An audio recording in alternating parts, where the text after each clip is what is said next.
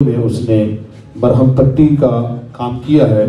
یہ ہمارا وطن جو ہے سب کو معلوم ہے کہ لاکھوں لوگوں نے قربانی دے کر یہ پاکستان جو ہمارے قائدین نے، ہمارے بزرگوں نے، ہمارے بڑوں نے بنایا تھا، تو ان کا خیال تھا، ان کا فکر تھا، ان کا سوچ تھا، ان کا عقیدہ تھا کہ یہاں پہ آ کر ہمارے جو آنے والے نسلیں ہیں وہ امن سے، چاشنی سے، اتحاد سے، محبت سے رہیں گے۔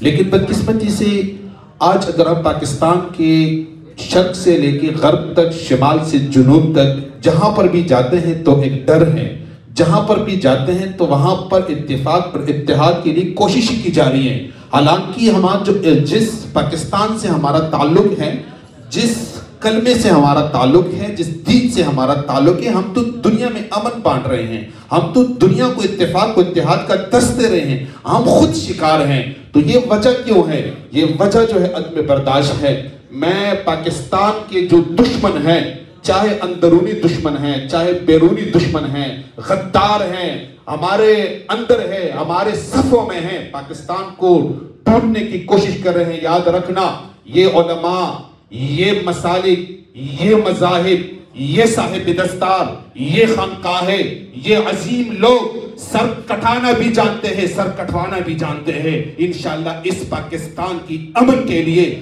ہم ہر حد تک جائیں گے اور انشاءاللہ